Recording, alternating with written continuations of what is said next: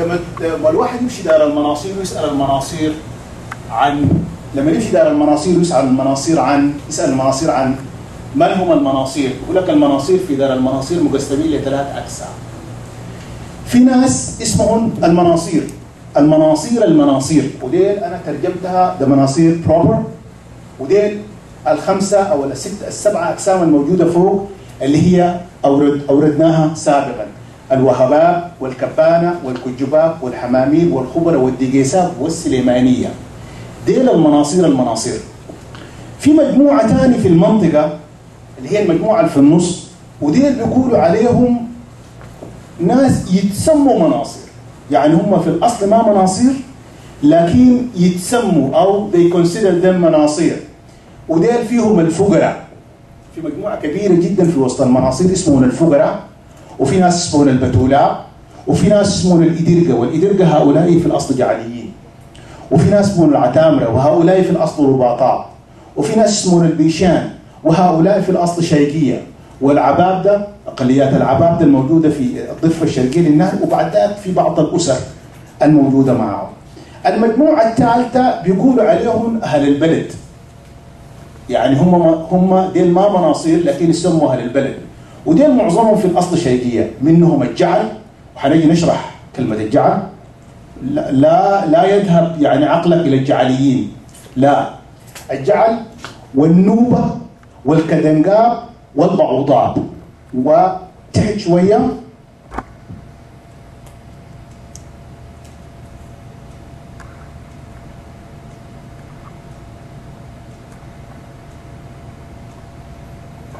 الحمدتويان. المجموعة الثالثة يسموا أهل البلد، والمجموعة في النص دي الناس يتسموا مناصير. أما المناصير فهم المجموعة الأولى. بعد كده لما أنت تمشي في داخل هذه المجموعات بتلقى الاستراكشر بتاع قبيلة المناصير هكذا معقد، يعني كله، يعني أنت لما تيجي تاخذ الوهاباب حتلقاهم مقسمين إلى فروع كثيرة أو خشنبيوت، وكذلك تجي تاخذ الوهابة والكبانة، كل هذه مقسمة إلى أقسام. والمناصير بيعرفوا بعض، يعني أنت أول ما مشيت قلت أنا منصوري بقول لك وصل نفسك، يا تقول أنا مثلا الوهابابي وتوصل نفسك بالوهاباب، يا تقول أنا مثلا كباني توصل نفسك بالكبانة، يا أنا من الحمامير وتوصل نفسك بالحمامير، وهكذا. بالنسبة لهم وصف واحد في واحد من أشعاره قال، يعني كان يهجو واحد من العباب ده، قال له حايم في البلد منصوري جدك، حايم فوق قريرك والله عدك، يعني أنت يا إما عندك أرض في المناصير يا إما عندك عد في الخلا، وفي الحالتين يجب أنك أنت توصل نفسك لهذا بأي واحد من الأشكال، وهم بيعرفوا الباقي. هذا فيما يختص بالجينيولوجيا المناصير. طبعا أنا حرجع هنا بالنسبة للمناصير وديل اللي هم أنا يعني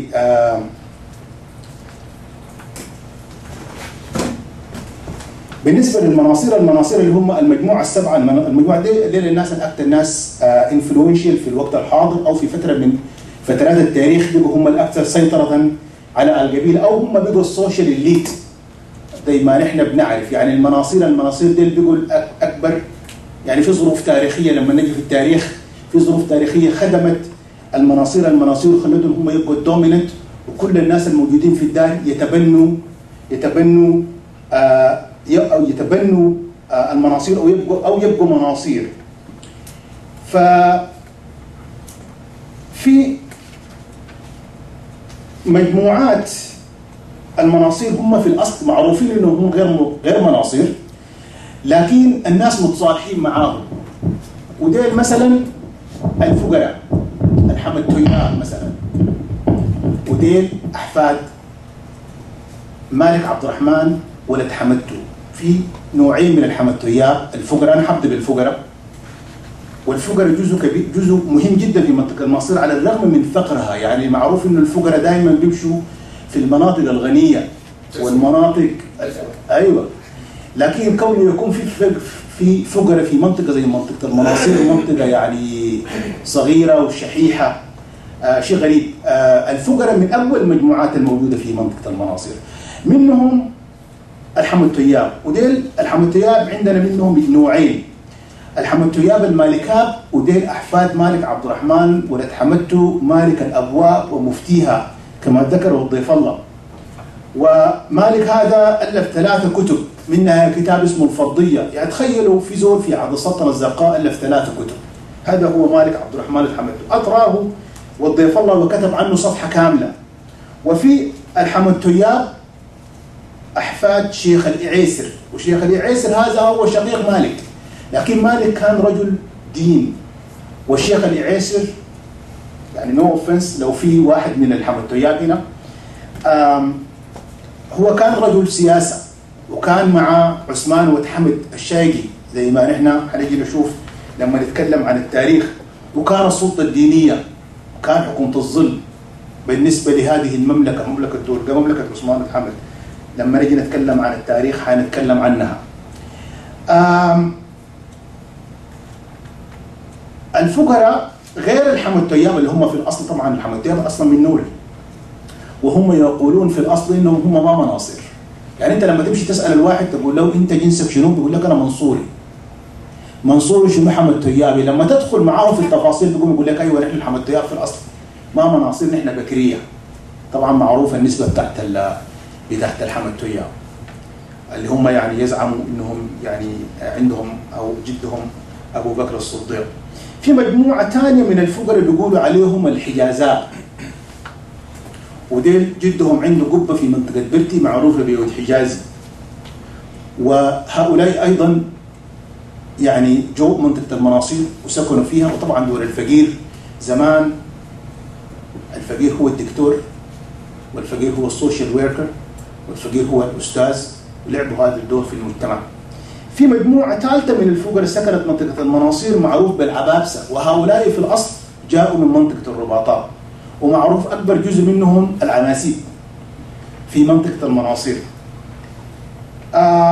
في مجموعه ثالثه من الفقراء عرفوا بالتكارنه او بالتكارين، وده في منطقه تنبلجي، ولا ينكرون هذا الاصل. معروفين بالفقراء التكارنه، واستغروا في منطقه المناصير، والمناصير اخذوهم كمناصير او يتسموا مناصير، وهم اليوم مناصير.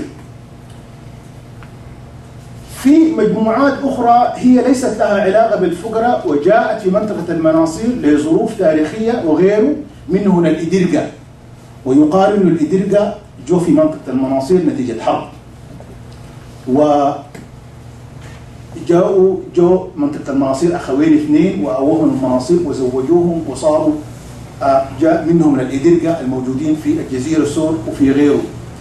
في مجموعات ثانيه مثلا زي العتامره وغيره، هؤلاء الناس ليس في الاصل ليست لهم علاقه بالمناصير المناصير، وانما جاءوا وبقوا يتسموا مناصير وسكنوا في منطقه المناصير. لذلك المناصير انا بقول عليها دار، وفي فرق بين الدار والقبيله. يعني فرق بين الدار، سوسيتاس انسيفيتاس.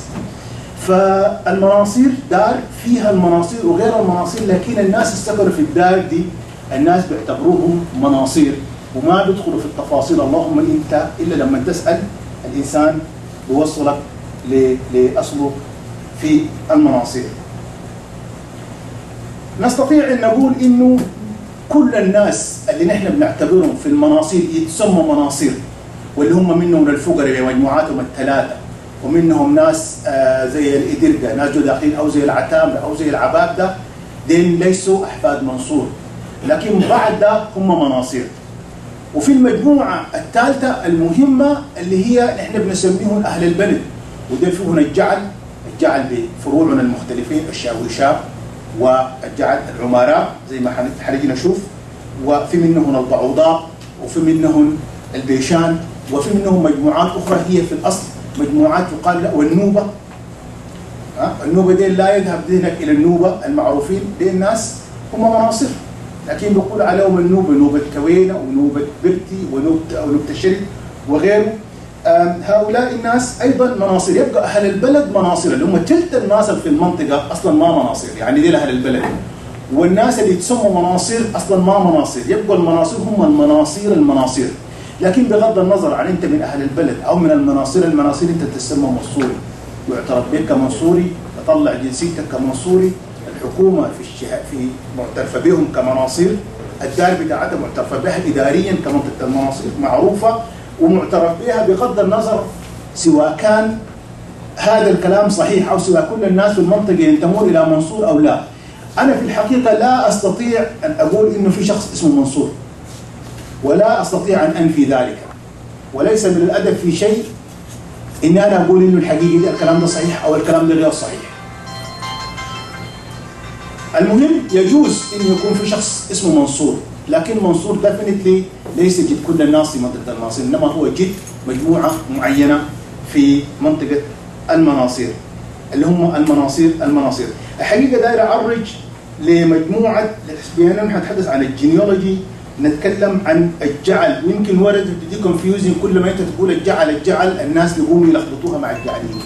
الجعل هم لا علاقه لهم بالجعليين، هم احفاد الملك عثمان وتحمد او عثمان وتحمد كما يسموه المناصير.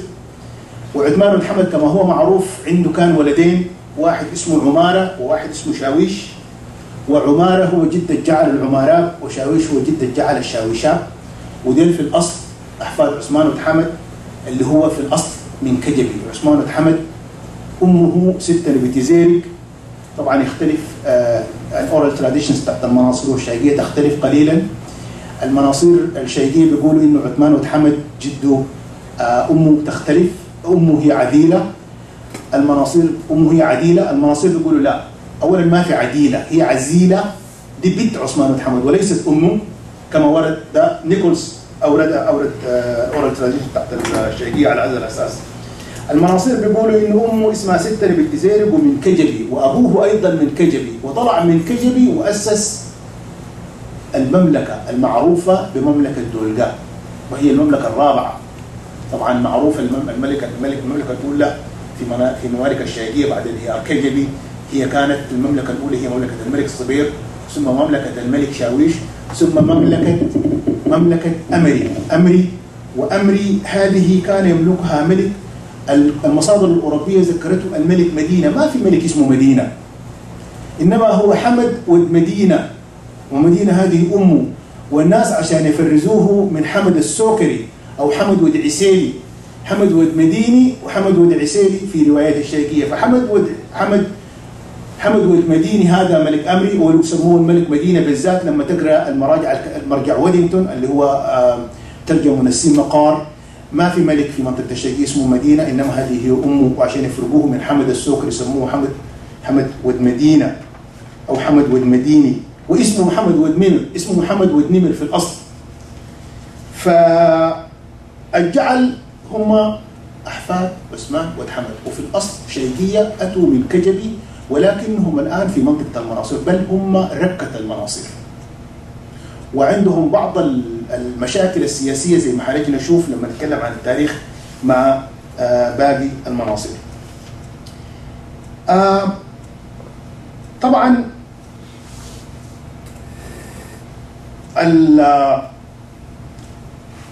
النقطة الأساسية اللي عايز أقولها بالنسبة لهوية المناصير هي إنه المناصير قبل الحكم التركي، لما نجي نتكلم عن التاريخ هنتكلم قبل الحكم التركي كانت 3 مناطق. المنطقة الأولى هي مملكة صغيرة اسمها دولقاء، ودي الأساس عثمان وتحمد وأحفاده، ومغرها في دولقاء، ودولقاء جزيرة في منطقة برتي. والجزء الثاني كان مشيخة المناصير، ودي امتدت من شيء بالناحية الشرقية وفي الوديان، ودي المشيخة اللي هو كان شيخة ود قمر، الشيخ ود قمر سليمان شيخ العرب. وده لما الأتراك دخلوا السودان في سنة 1821 عينوه شيخ خط وادي قمر.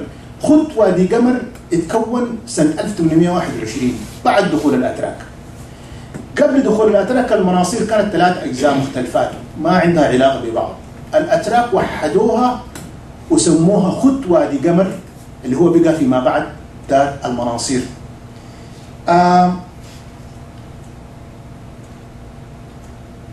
وهؤلاء الناس اللي تلموا من المشارب الثلاثه المختلفه، سواء كان السليمانيه او الربع العاصي زي ما بيقولوا عليهم في ابر مناصير، والميدل اريا اللي هي منطقه المناصير المشيخه ومنطقه دولقات مع بعض كونت دار المناصير اللي هي اصبحت معروفه فيما بعد بالمناصير.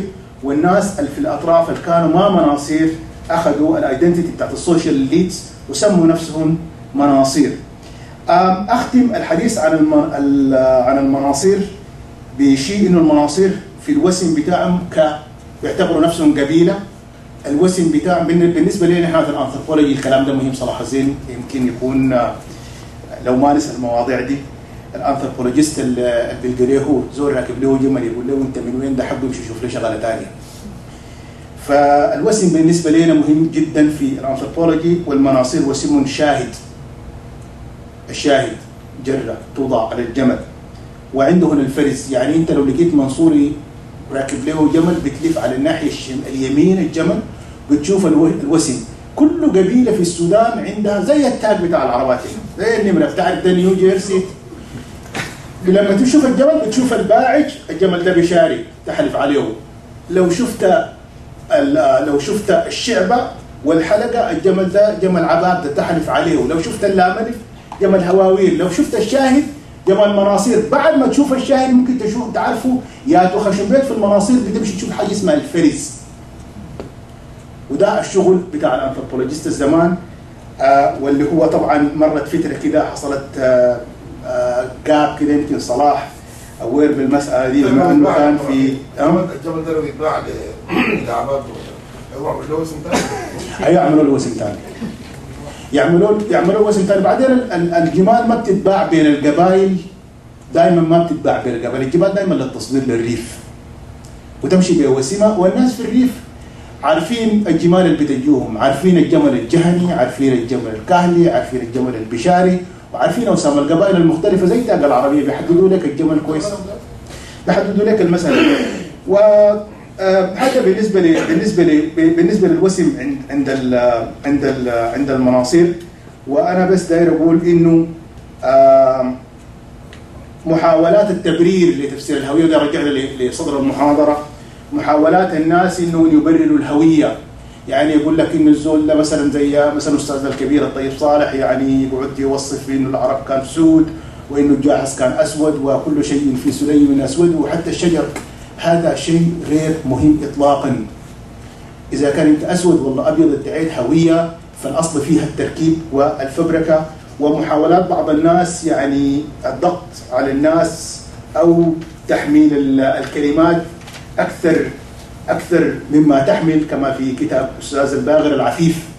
هذه أشياء يعني يجب أن الناس يعيدوا النظر فيها، بأنه ما في عيب لو في زول أسود وادعى هوية لناس بيض، أو في زول أبيض وادعى أسود، لأنه الأصل في هوية الناس غير السودان.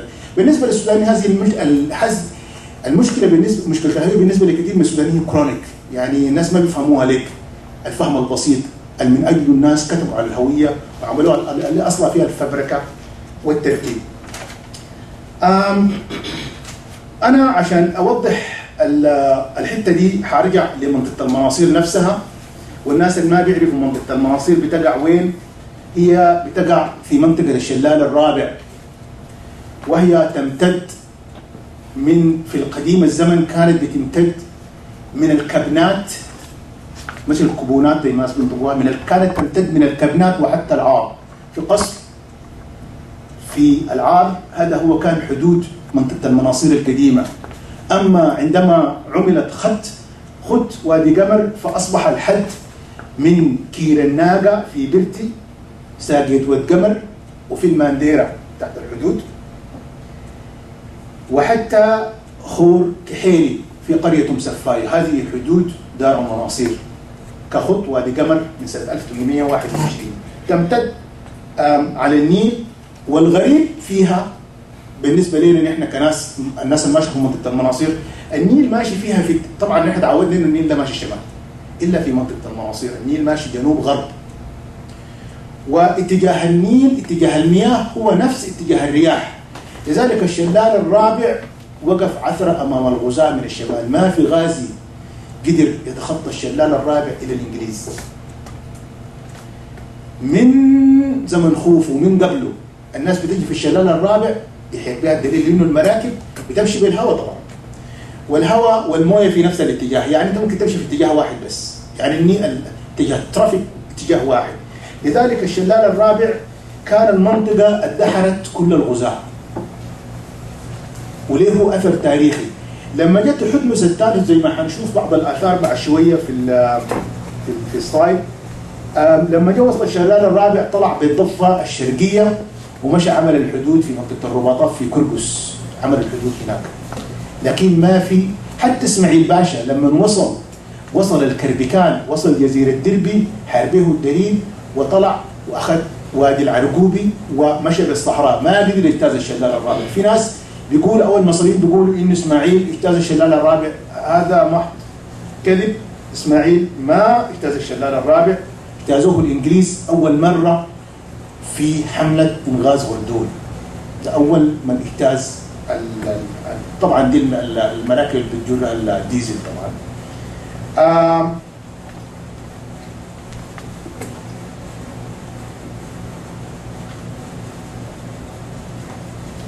طبعا بالنسبه للحدود، الحدود على النيل معروفه زي كما ذكرت.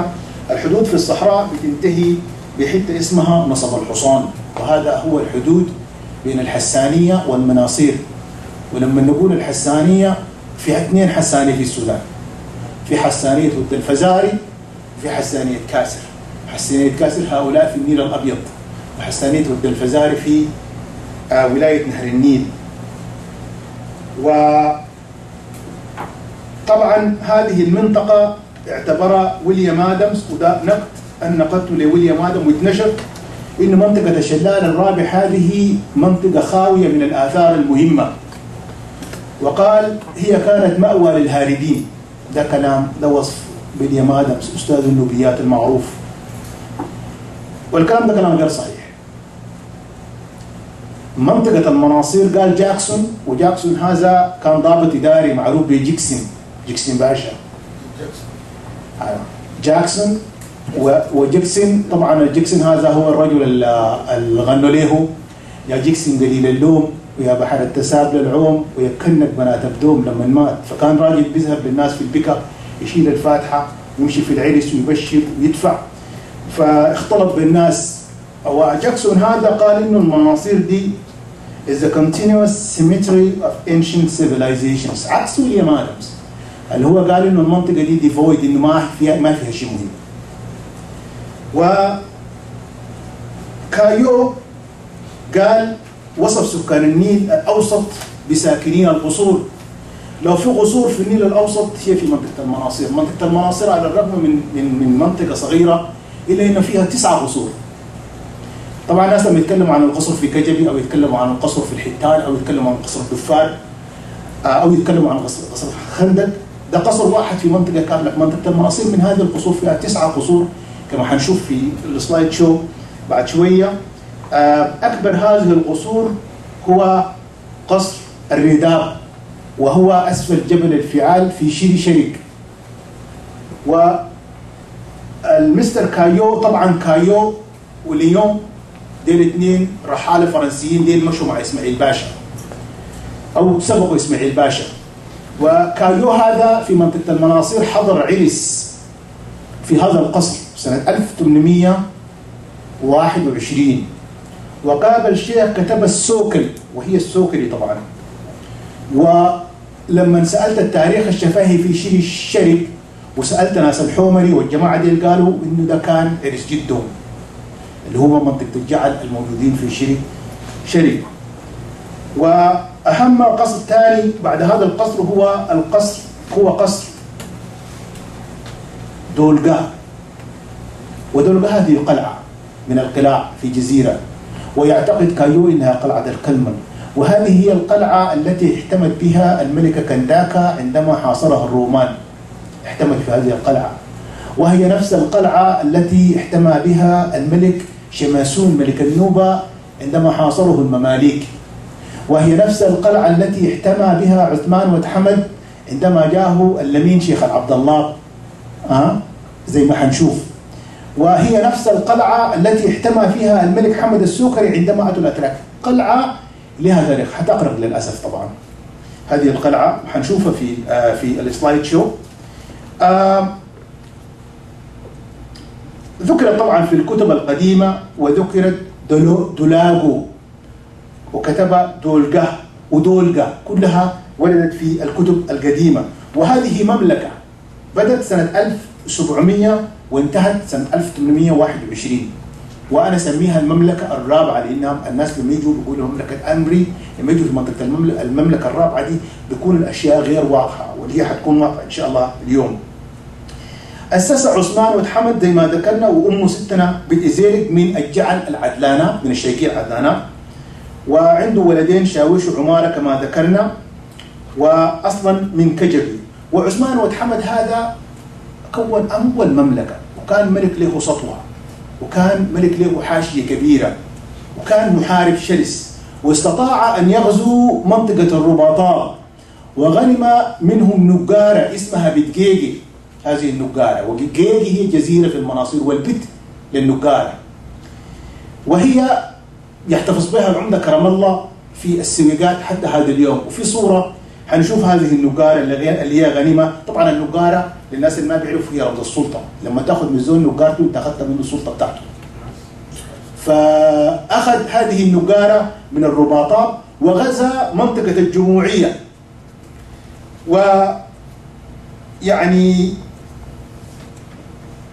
وطبعا يقال انه سبب نصرة عثمان ولد حمد انه عثمان ولد حمد كان الشيخ العيسر، وده شيء مربوط ذكر في وظيفة الله.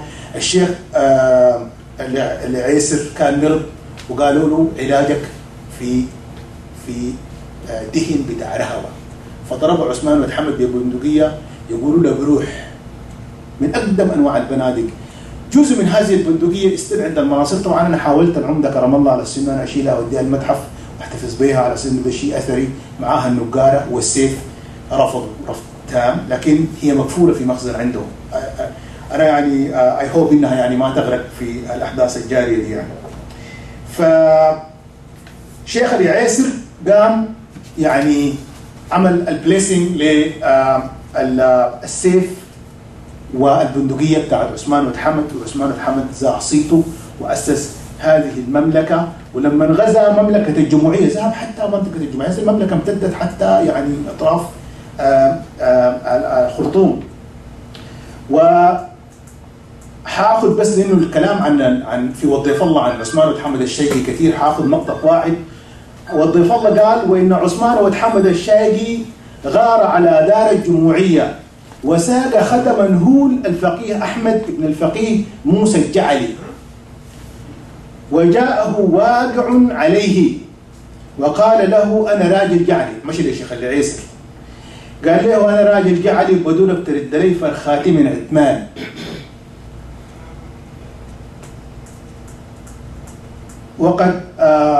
وقد آن في يوم من الأيام قام الفجر، قام يصلي ويقرأ القرآن، وكان حسن الصوت. الكلام ده هذا هو الشيخ اللي عثمان نهى فرخاته، أو كما قال وظيف الله، قام يقرأ القرآن بصوت حسن. فسأل الشيخ العيسر عنه فقال له: أنت بتحفظ؟ قال له: أنت. فسأل عنه فقال له: هذا هو الجموع سيد الرقيب. فناداه الشيخ العيسر قال له: أنت بتحفظ القرآن؟ قال: أنا حافظ ومجود وأبوي كذلك. فلامه وقال له، ده الشيخ العيسر بلوم الراجل الشيخ الجعلي ده، بيقول له: تقول أنا راجل جعلي؟ الله قال: إن أكرمكم عند الله أتقاكم، ما قال جعليكم. وأرسل لعثمان قال له: خدم الفقير تجيب وما بتجيب بتجيب. فعثمان خاف وأطلق. عثمان خاف فردهم. حكاية الهوية، أنت جعلي وأنا أكرمكم، ماشي جديد في السودان، المسألة دي قديمة قدم أصواتنا الزرقاء. آخر ملوك هذه المملكة كان الملك حمد السوكري، ومعروف بحمد ولد عسيلي، وسموه حمد السوكري لأنه أمه من السواكرة. والسواكرة ديل دار فيهم لقب طويل وكثير جدا، بالذات عند ماك مايكل وعند أستاذنا يوسف فضل حسن. وماك مايكل قال إنه السواكرة الزول السوكري هو سيد الكارا، زول سوكر البهايم. ويوسف فضل ذهب أبعد من ذلك قليلا، إلا إنه المناصير وضحوا هذه المسألة بوضوح. وفي ناس اسمهم السواكرة لا زالوا حتى هذا اليوم موجودين في منطقة المناصير. ويقال أن أصل السواكرة الناس اللي بيسوكروا الحكم، الناس اللي بيعرفوا البروتوكول حول الملوك، يعرفوا يديروا الممالك، وكانوا بيجمعوا الضرائب، وكانوا بيركبوا الخيل وبيركبوا مع الملك فقط. هؤلاء هم السواكرة. ويقال في الأصل جاءوا من ناحية ضنبلة، وعلى الأرجح إنهم هم جنود السلطان شماسون الحضر هروبا من المماليك البحرية. ونسبة لنسبة لحمد السوكري هذا هو من الجعل وحفيد الملك عثمان بن حمد، لكن نسبة لأنه أمه من السواكرة اللي ألغبوه بحمد السوكري، وعرف أيضا بحمد ود عسيلي. طبعا كايو قال حمد ود عسلة، هي حمد ود عسيلي أو حمد ود عسلة. والملك حمد السوكري لاقاه زي ما ذكرنا كايو. ولما دخلوا الأتراك السودان الملك حمد السوكري ما كان انترستد في الحرب، والملك حمد السوكري كان بيعتقد في غرات نفسه انه ما في زول في الدنيا حيقدر يفوت الشلال الرابع، لذلك كان مطمئن البال. قعد في هذه القلعه لما شاف المراكب بتاع عثمان بن حمد فاتت القلعه بتاعته، قال مقولته المشهوره والله يا اخواننا الدنيا خربت. وعدم مشاركته في حرب اسماعيل باشا الناس ردوها لاسباب مختلفه. في ناس قالوا اصلا كان بيعتقد انه ما في زول بيصل منطقه المناصير، وفي ناس قالوا اصلا ما كان عنده جيش يحارب به غير السواكرة، وفي ناس قالوا اصلا كان عنده عداء مع هؤلاء الملوك. على اي هو لم يشارك في الحرب اطلاقا، بدليل انه كايو زمن الحرب لاقاه في شيري في عرس. وقالوا كان نوتوريوس الممالك المناصير، قالوا كان يركب وكان يذهب الى الصحراء وينهب القوافل وهو ملك، وكان عنده ما عنده ثقة حتى في اولاده.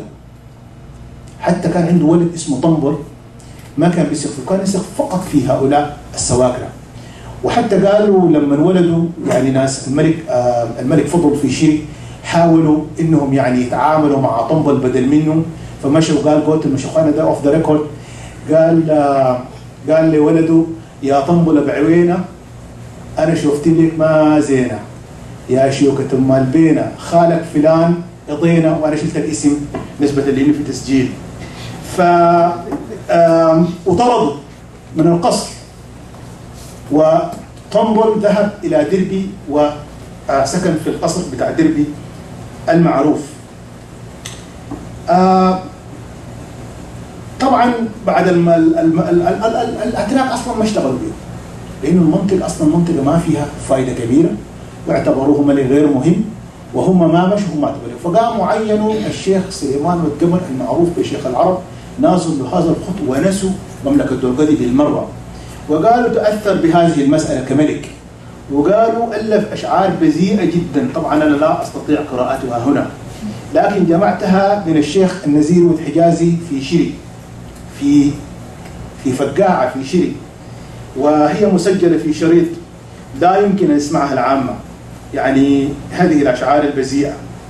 واستلم منه الشيخ سليمان والقمر وهو من المناصير الوهباء، واصبح ضابط خط وادي قمر او ضابط خط وادي قمر. وسليمان هذا دار الخط بحنكه الى ان مات في معركه ضد بعض الجنود البشبزو في خور يقال له السلب في الرباطات، مات في معركه.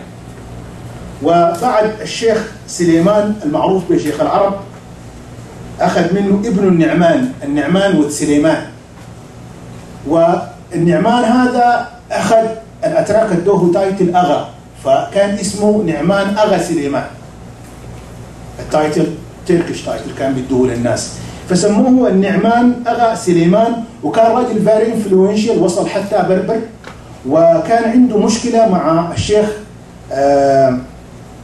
حسين خليفه العبادي، والشيخ حسين خليفه العبادي اتهموا بالكوربشن واشتكاه للخديوي في مصر، معه بعض الضباط، وفي وثيقه موجودة بطرفي، أنا جبتها من دار الكتب في مصر، اللي هي موضوع الشكوى.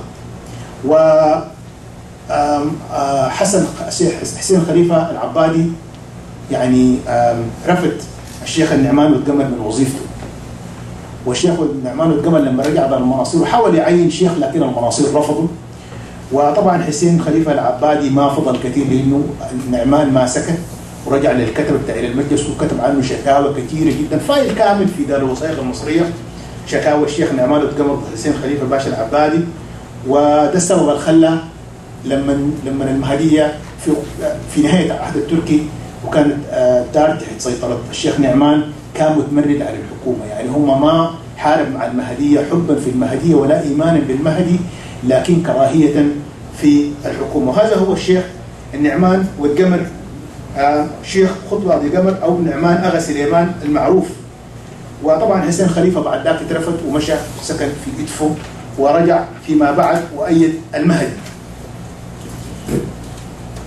طبعا شارك في معركة الدبة، معركة الجيجر. الناس نعوم شغير، الناس يعني ناس زي نعوم شغير أو الناس اللي كتبوا التاريخ من وجهة النظر المصرية، أو حتى الناس اللي كتبوا من وجهة النظر السودانية زي عبد المحمود أبو شام اللي كتب من أبا إلى تسليهاي، بيفتكروا إنه المعركة دي كانت ضمن المهدية. المناصير ما بيفتكروا إنه معركة الدبة الثانية كانت جزء من المهدية، وقالوا إنه جاتهم كول، جاتهم فزع من دار الشيقية، قالوا في عساكر ساكنين في الجيجر في الدبة، وهؤلاء العساكر they prey on women، يمسكوا النسوان والبنات يحطوهم في هذا الجيجر ويطالبوا برانسم، إذا أنت ما دفعت ما نفكوا عليك. وأكد هذا الكلام بتلر، وأكد هذا الكلام رجل الاستخبارات الإنجليزي المعروف ويلسون في كتاباته. هذه يعني القصة مؤكدة في الوثائق. والشيخ النعمان والقمر تقول يعني زي ما بيقول زي ما اخذتها الشيخ حسوني او انا سميته متنبي المناصير. هذا الحسوني حسوني المناصير لما استعدوا للذهاب للدفاع عن النساء او اصطياد النساء الحصر في الدبه، الشيخ نعمان والقمر لما المناصير وركب وكان عادة الناس انهم بيودعوا الجيش، فجاءت صبيحه بالقمر وقالت لابوها، وكان بيتكلم مع دكتور تاج قبل شويه عن الموضوع ده وكانت تتكلم عنه، قالت له يا طبعا الناس دلت العساكر تحصنوا في حصن، وكان قائد هذا الحصن واحد عرف بجودة بيك، وكان مدير المديريه في ضمنه مصطفى ياور وهو من اصل شركسي، قالوا كانه كان سليف شركسي، وبعد ذاك سيده عطف عليه ودخل الكليه الحربيه فاصبح حاكم. ومصطفى ياور هذا وجودة بيك كانوا عارفين انه الانجليز جايين في حمله الانغاز جايه، وكان ما في طريقه غير انهم ينحازوا لهؤلاء الجنود بدل حاجه العملوها دي غلط والله صح، قرروا انهم يقيفوا مع جنودهم ومشوا تحصنوا والناس مشوا حاوطوهم، والمعركه فشلت لان الناس ما قدروا يدخلوا الجيجر، واقترحوا انه يقوم زول بتفجير الباب بتاع الحصن، ووقع الاختيار على الشيخ النعمان والقمر، او هو وافق واخذ البارود الاسود طبعا ما في ديناميت، اخذ البارود الاسود وخدعه كحزام، حزام ناسف زي الفدائيين او زي اللي بيسموهم الحكايه دي ما جديده بالنسبه للناس، طبعا جديده الحكايه، الفدائي دي قديمه في السودان، وهو انا بعتبره اول فدائي في السودان، ونسف هذا الباب.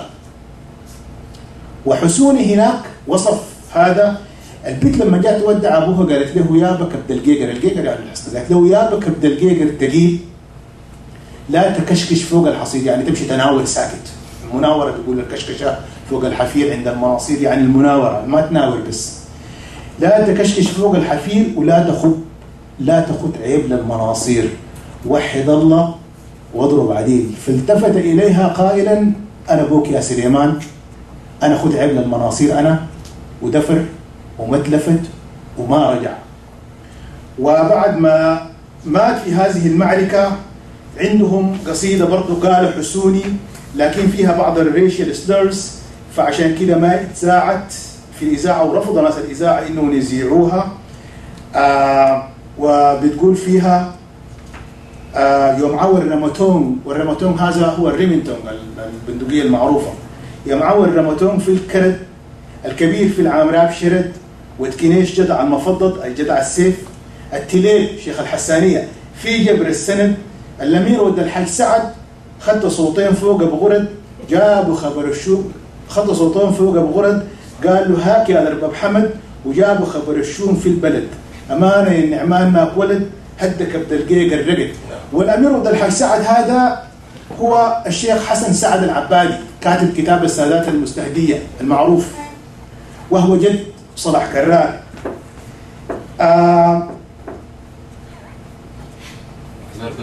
طبعا حسوني استمر الكتاب ده كتاب عجيب السادات المستهدية.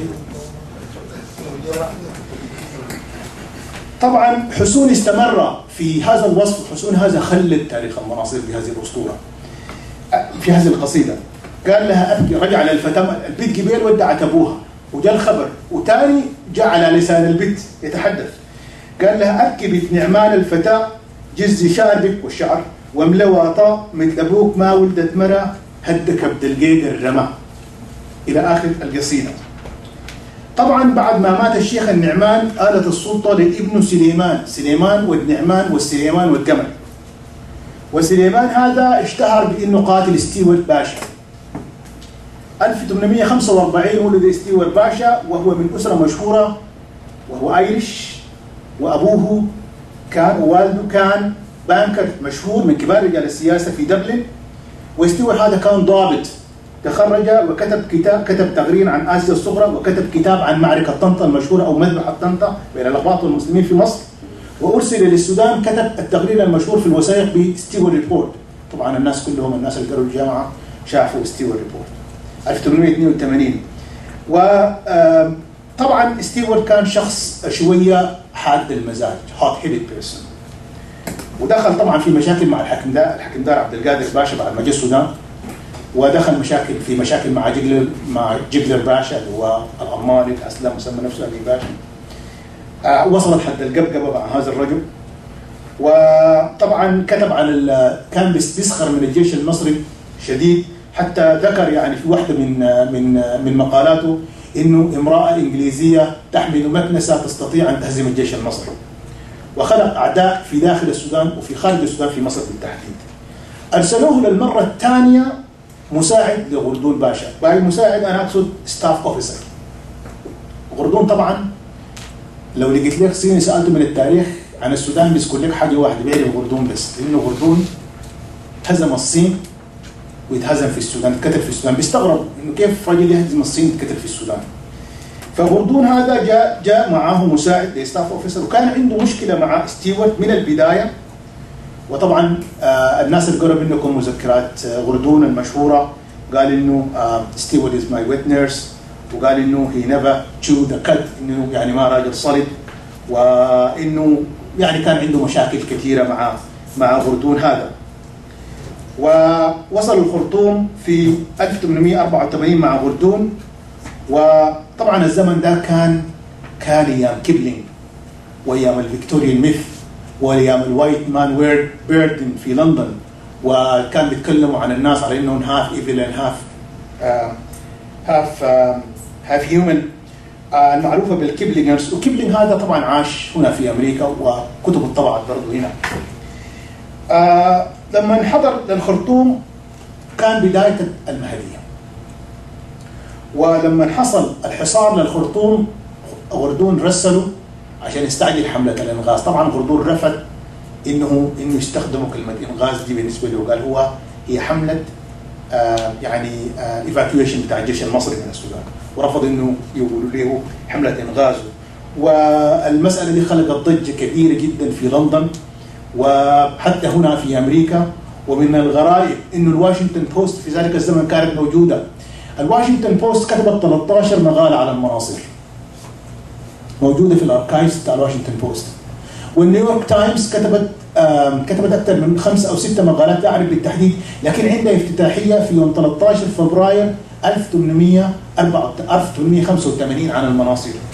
الإنجليز الصحف اللي كانت بتطبع في لندن كانت بتطبع هنا في أمريكا. وبالمناسبة الاركايف المعلومات عن السودان في الاركايفز الامريكي كثيره جدا، في الاركايفز الموجوده في الفاي رود اللي ذكر عبد الله المره اللي فاتت، في اركايفز في النيفي يارد، في اركايفز موجوده، في اركايفز في حتات كثيره جدا، وفي اونلاين طبعا زي الواشنطن بوست ليكم سبسكرايب، وطبعا الناس اللي عندهم اكسس لها في الجامعات.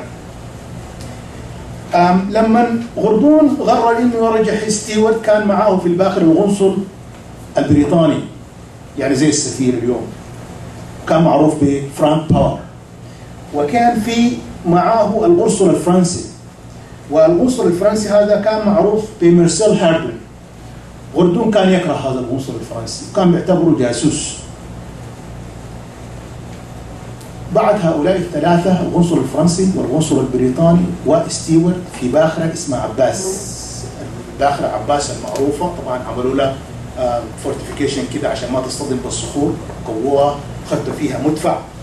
و بصيد الاوروبيين الثلاثه ديل كان في حوالي التوتال الناس اللي كانوا في الباخره كانوا حوالي 40. كان في حسن بيه حسني وده كان مدير التلغراف رسلوه مترجم، وكان في محمد حلمي غراب ده كان مساعد مالي، وكان في 12 تاجر جريكس، وكان في 4 نساء جريديات، وكان في 5 طبجيه عساكر، وكان في 4 سليفز. طبعا الناس بيقول لك غردون مشى لمحاربه السليف، الباخره الرساله دي كان فيها سليفز. وطبعا من الاشياء الغريبه اللي كانت في هذه الباخره كان في راس 2 سموا او عرفوا بالباشوات السود، والباشوات السود هما على ما اظن سعد وحسين باشا الشلالي. سعد وحسين باشا الشلالي دول في حصار الخرطوم، غردون شك في ولائهم لغردون، وشكلت لهم محكمة كان عضو فيها ستيوارت نفسه، وأعدموا رميا بالرصاص وقتلوا، وفصلت الرؤوس عن الأجساد، وحملوا هذه التروفيز في الباخر عباس. يعني ستيوارت كان ماشي بيها على تجار في انجلترا اللي بيخطوها في المتاحف. وانا يعني سميتها لعنه الباشوات السود في ورقه او في بيبر، كتبتها لعنه الباشوات السود، وانا افتكر هذه هي سبب النكسه. يعني الباخره كانت تحمل هؤلاء الناس وتحمل التجار اليهود والاقارب والسوريين، توتال اوف 40 كانوا في هذه الباخره، وكانت بتجر معاها 4 بوارج صغيره.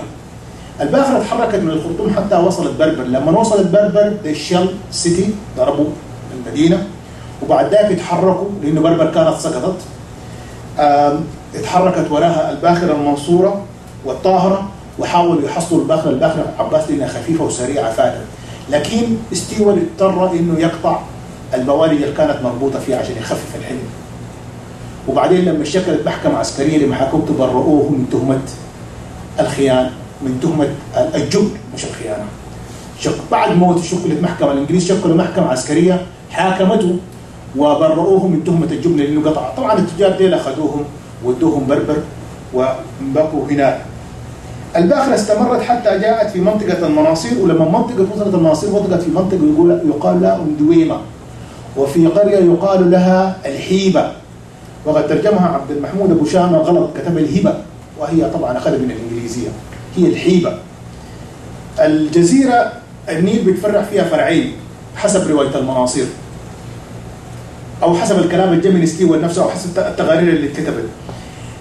الرئيسين الاثنين اختلفوا ما اذا كان الباخره تمشي يمين ام شمال الجزيره، وستيوارت قال نسمع راي الرئيس الكبير في السن، والباخره مشت في الصيد الغلط واصطدمت بحجر. قبل ما الباخره تصطدم شافوا تجمع بتاع مناصير حول النيل واطلقوا عليه الرصاص، وقتل ديل ما افتكروهم ديل دراويش او ديل انصار المهدي. ديل ما كانوا انصار المهدي، ديل كان ناس عندهم عرس، وعادة المناصير النزول في العرس بيمشي النيل، وكان الحفله قايمه افتكروهم ديل الدراويش، وقتل هذا الرجل العريس يوم عرسه، وده ازعج الناس او خلق زعل في المنطقه. وبعدها بميلين او 3 كانت الباخره اصطدمت بالحجر ام دويمه المعروف، وقالت الشاعر ام الحسن يعني تصف حبيب وتهبرم، قالت له حبيب حجر ام دويمه الكسر البوبيه، والبوبيه هي الوابور، يعني صخره صلبه جدا. حبيب تصف هذا الرجل بالصخره. واصطدم الوابور بالصخرة وانتهى، وستيوارت تصرف كعسكري، أخذ المدفع وخرم المدفع، سبايك المدفع ورموه عشان ما في زول يستعمله، وأرسل حسن بيه حسني للناس عشان يجيبوا له جمال يمشي بيها مروي. ومشوا لقوا في واحد اسمه الشيخ الفقيه ود عثمان أو الفقيه ود عثمان، هو المسؤول عن القرية، وفضلوا وأرسل للشيخ سليمان. الزمن ده كان لسه الشيخ سليمان قاعد في بيت الفراش بتاع أبوه. فطلب منهم 27 جمل يمشي بيها مروي. وطبعا الناس ما بيكون عندهم جمال على النيل، الجمال دائما في الصحراء وبياخذ زمن عشان يجيبها، وكان غاضب وكان يعني متضايق هذا الضابط الإنجليزي.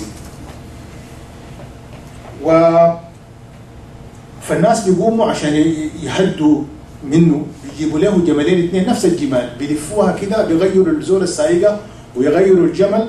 وهو طبعا لانه خواجه ما فاهم عن الجمال، شو بيفتكر يقول ديل اثنين وديل ثلاثه حملين فيها. وحتى صارت مثلا يقول لك فلان ده جمال الكرنوك، والكرنوك هي الكورنويل طبعا.